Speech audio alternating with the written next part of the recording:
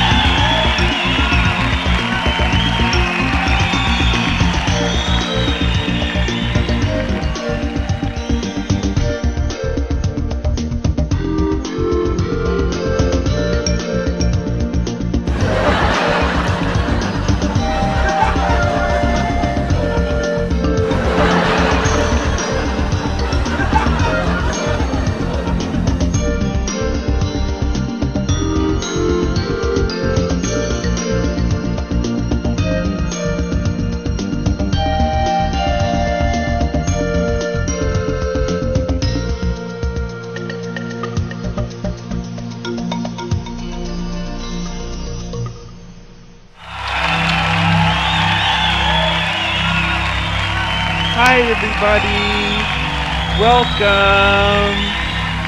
I'm your host, Binary Mouse, and we have another truly fantastic story to share with you.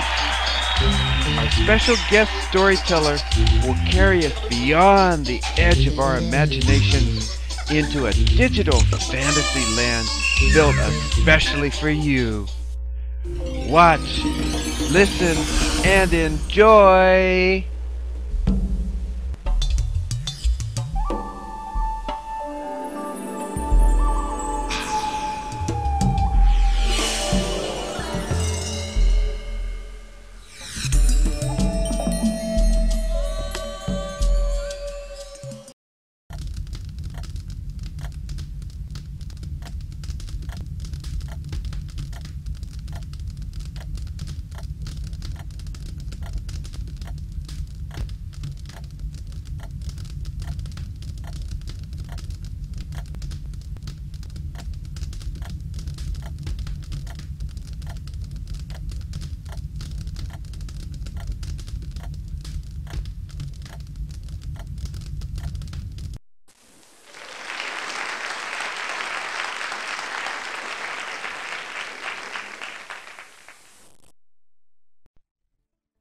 The Ugly Duckling.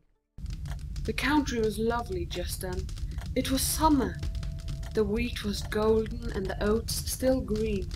The hay was stacked in the rich, low-lying meadows, where the stork was marching about on his long red legs, chattering Egyptian, the language his mother had taught him. Round about field and meadow lay great woods, in the midst of which were deep lakes. Yes, the country certainly was delicious. In the sunniest spot stood an old mansion surrounded by a deep moat, and great dock leaves grew from the walls of the house right down to the water's edge. Some of them were so tall that a small child could stand upright under them. In among the leaves it was as secluded as in the depths of a forest, and there a duck was sitting on her nest. Her little ducklings were just about to be hatched, but she was nearly tired of sitting, for it had lasted such a long time. Moreover, she had very few visitors, as the other ducks liked swimming about in the moat better than waddling up to sit under the dock leaves and gossip with her. At last one egg after another began to crack. "Cheep, cheep," they said. All the chicks had come to life and were poking their heads out. "Quack, quack," said the duck, and then they all quacked their hardest, and looked about them on all sides among the green leaves. Their mother allowed them to look as much as they liked, for green is good for the eyes. "How big the world is, to be sure," said all the young ones, for they certainly had ever so much more room to move about than when they were inside the eggshell. "Do you imagine this is the whole world?" said the mother. "It stretches a long way on the other side of the garden, right into the parson's field. But I have never been as far as that. I suppose you're all here now?" And she got up. "No, I declare I have not got you all yet. The biggest egg is still there. How long is it going to last? And then she settled herself on the nest again. Well, how are you getting on? Said an old duck who had come to pay her a visit. This one egg is taking such a long time, answered the sitting duck. The shell will not crack. But now you must look at the others. They are the finest ducklings I have ever seen. They are all exactly like their father, their rascal. He never comes to see me. Let me look at the egg which won't crack, said the old duck. You may be sure that it is a turkey's egg. I have been cheated like that once, and I had no end of trouble and worry with the creatures, for I may tell you that they are afraid of the water. I could not get them into it. I quacked and snapped at them, but it was no good. Let me see the egg. Yes, it is a turkey's egg. You must leave it alone and teach the other children to swim. I will sit a little longer. I have sat so long already that I may as well go on till the midsummer fair comes round. Please yourself, said the old duck, and she went away. At last the big egg cracked. Chip, chip, said the young one, and tumbled out. How big and ugly he was! The duck looked at him. That is a monstrous big duckling, she said. None of the others look like that. Can it be a turkey chick? Well, we shall soon find that out. Into the water you shall go, if I have to kick him in myself. Next day was gloriously fine, and the sun shone on all the green dock leaves. The mother duck with her whole family went down to the moat. Splash into the water she sprang. Quack, quack, she said, and one duckling plumped in after the other. The water dashed over their heads, but they came up again and floated beautifully. Their legs went off themselves, and they were all there. Even the big ugly grey one swam about with them. Now, that is no turkey, she said. See how beautifully he uses his legs, and how erect he holds himself. He is my own chick. After all, he is not so bad when you come to look at him properly. Quack, quack! Now come with me, and I will take you into the world, and introduce you to the duckyard. But keep close to me all the time, so that no one may tread upon you, and beware of the cat. Then they went into the dockyard. There was a fearful uproar going on. The two broods were fighting for the head of an eel, and in the end the cat captured it. That's how things go in this world, said the mother duck, and she licked her bill, for she wanted the eel's head for herself. Use your legs, said she. Mind you walk properly, and bend your necks to the old duck over there. She is the grandest of them all. She has Spanish blood in her veins, and that accounts for her size, and, do you see? She has a red rag round her leg. That is a wonderfully fine thing, and the most extraordinary mark of distinction any duck can have. It shows clearly that she is not to be parted with, and that she is worthy of recognition both by beasts and men. Quack now! Don't turn your toes in. A well-brought-up duckling keeps his legs wide apart, just like father and mother. That's it. Now bend your necks and say quack. They did as they were bid, but the other ducks round them looked at them and said, quite loud, Just look there. Now we are to have that tribe, just as if there were not enough for us already. And oh dear, how ugly that duckling is. We won't stand him. And a duck flew at him at once and bit him in the neck. Let him be, said the mother. He is doing no harm. Very likely not, but he is so ungainly and queer, said the biter. You must be whacked. They are handsome children mother has, said the old duck with the rag around her leg. All good looking except this one, and he is not a good specimen. It's a pity you can't make him over again. That can't be done, your grace, said the mother duck. He is not handsome, but he is a thorough good creature, and he swims as beautifully as any of the others. Nay, I think I might venture even to add that I think he will improve as he goes on, or perhaps in time he may grow smaller. He was too long in the egg, and so he has not come out with a very good figure. And then she patted his neck and stroked him down. Besides, he is a drake, said she, so it does not matter so much. I believe he will be very strong, and I don't doubt but he will make his way in the world. The other ducklings are very pretty, said the old duck. Now make yourselves quite at home, and if you find the head of an eel, you may bring it to me. After that, they felt quite at home. But the poor duckling, which had been the last to come out of the shell, and who was so ugly, was bitten, pushed about, and made fun of. both by the ducks and the hens. "He's too big," they all said, and the turkey cock, who was born with his spurs on, and therefore thought himself quite an emperor, puffed himself up like a vessel in full sail, made for him, and gobbled till he became quite red in the face. The poor duckling was at his wit's end, and did not know which way to turn. He was in despair because he was so ugly, and the butt of the whole duckyard. So the first day passed, and afterwards matters grew worse and worse. The poor duckling was chased and hustled by all of them. Even his brothers and sisters ill-used him, and they were always saying, "If only the cat would get hold of you, you hideous object." Even his mother said, "I wish to goodness you were miles away." The ducks bit him, the hens pecked him, and the girl who fed them kicked him aside. Then he ran off and flew right over the hedge, where the little birds flew up in the air in a fright. "That is because I am so ugly," thought the poor duckling, shutting his eyes, but he ran on all the same. Then he came to a great marsh, where the wild ducks lived. He was so tired and miserable that he stayed there the whole night. In the morning, the wild ducks flew up to inspect a new comrade. "What sort of creature are you?" they inquired, as the duckling turned from side to side and greeted them as well as he could. "You're frightfully ugly," said the wild ducks, "but that does not matter to us, as long as you do not marry into our family." Poor fellow! He had not thought of marriage. All he wanted was permission to lie among the rushes, and to drink a little of the marsh water. He stayed there 2 whole days. Then 2 wild geese came, or rather 2 wild ganders. They were not long out of their shell, and therefore rather pert. "I say, comrade," they said, "you are so ugly that we have taken quite a fancy to you. Will you join us and be a bird of passage? There is another marsh close by, and there are some charming wild geese there, all sweet young ladies who can say quack. You are ugly enough to make your fortune among them." Just at that moment, bang, bang, was heard up above, and both the wild geese fell dead among the reeds, and the water turned blood red. Bang, bang went the guns, and whole flocks of wild geese flew up from the rushes, and the shot peppered among them again. There was a grand shooting party, and the sportsmen lay hidden round the marsh. Some even sat on the branches of trees which overhung the water. The blue smoke rose like clouds among the dark trees and swept over the pool. The water dogs wandered about in the swamp, splash, splash. The rushes and reeds bent beneath their tread on all sides.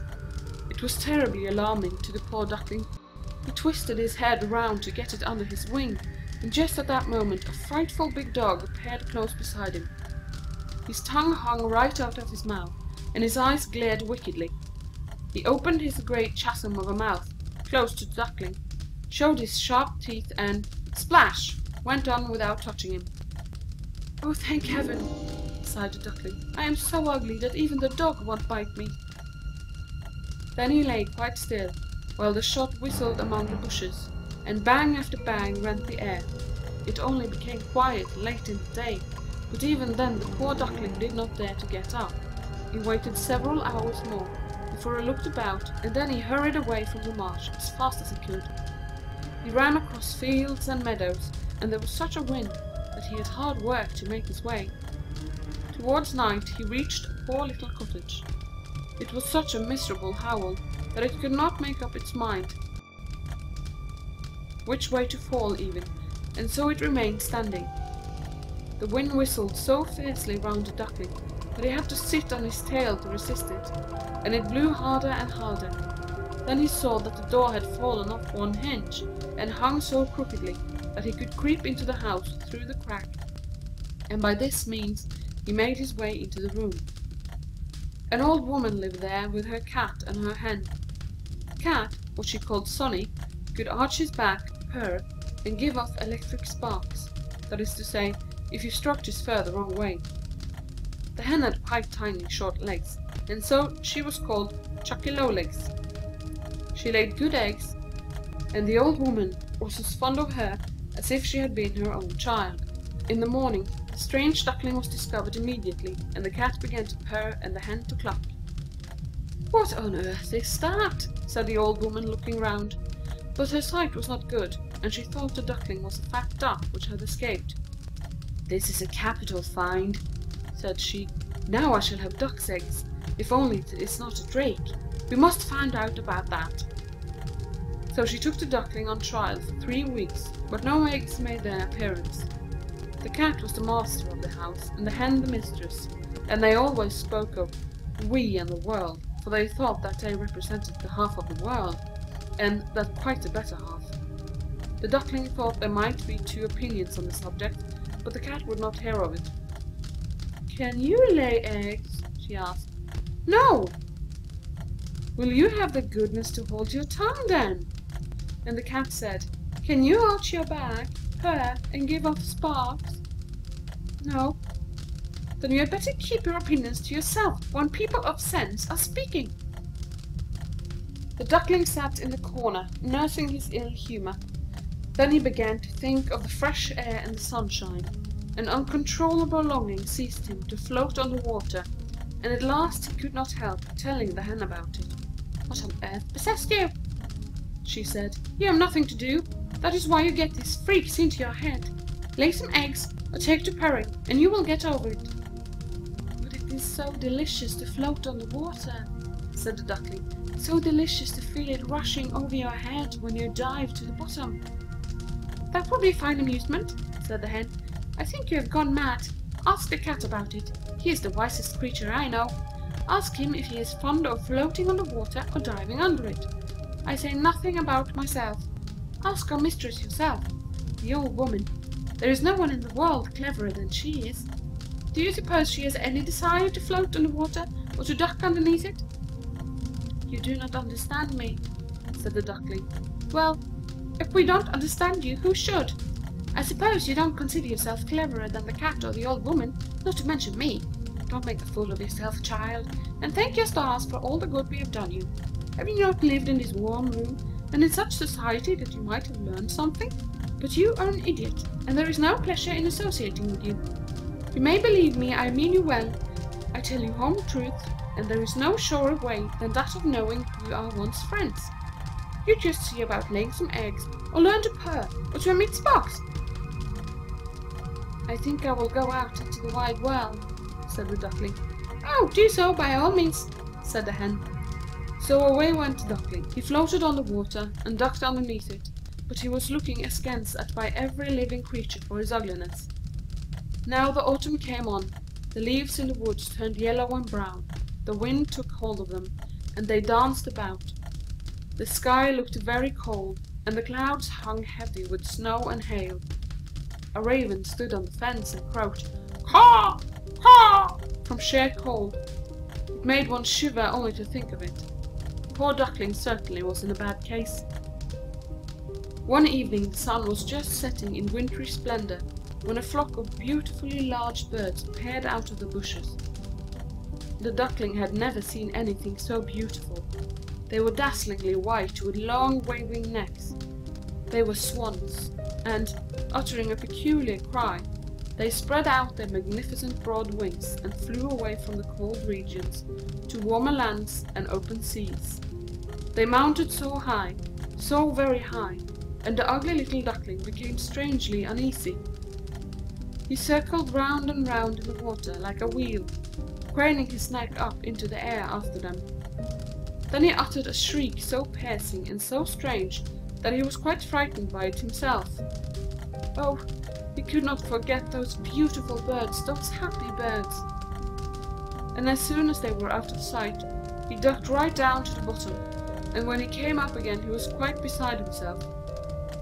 He did not know what the birds were, or whither they flew, but all the same he was more drawn towards them than he had ever been by any creatures before. He did not even envy them in the least. How could it occur to him to even wish to be such a marvel of beauty?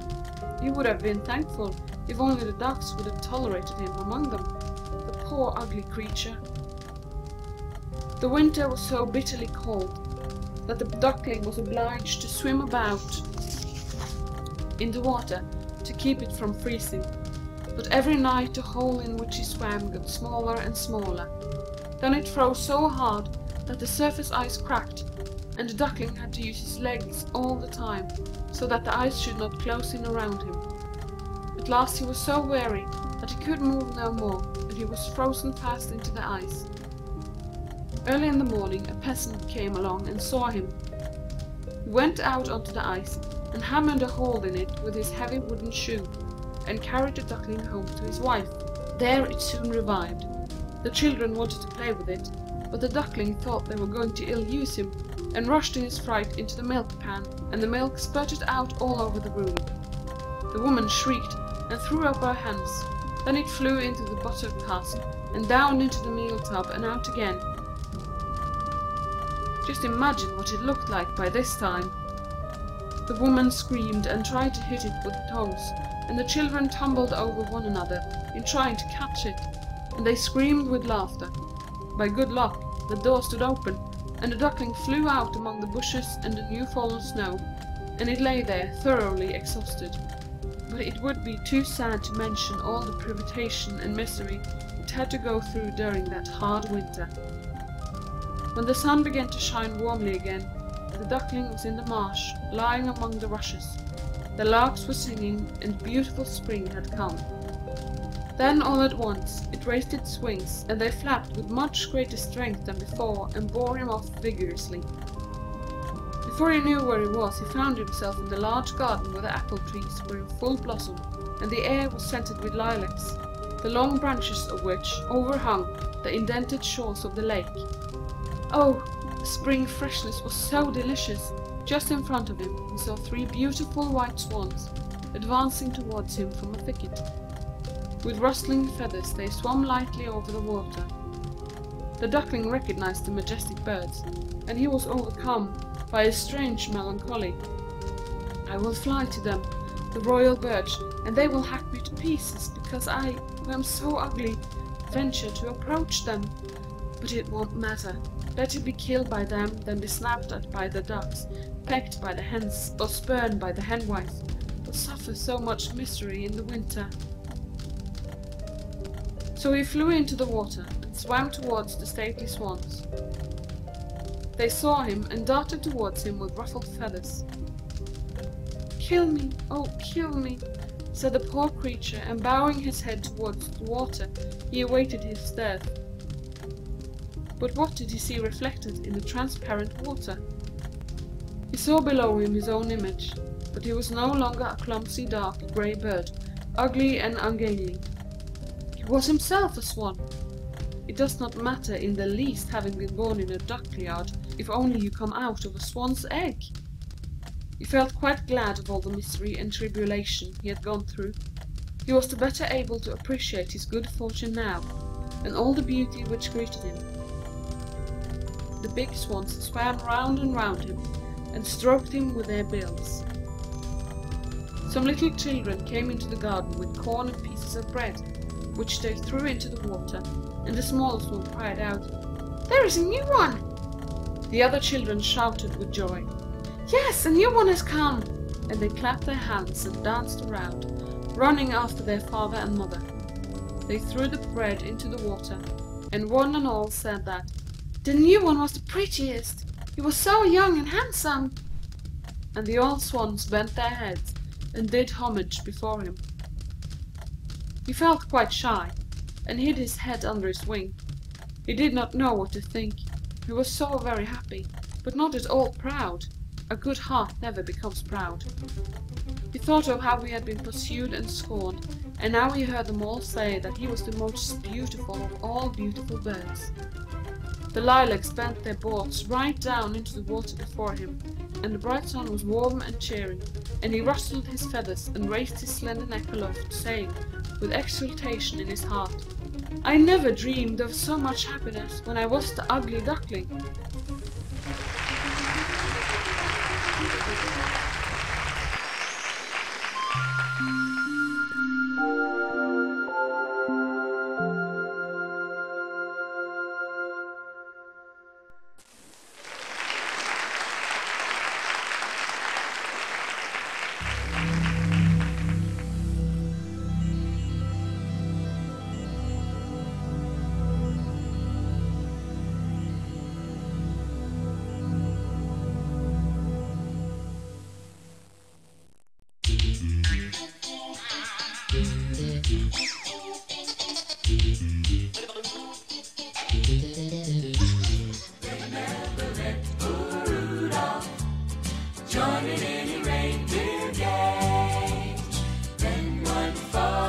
Christmas Eve.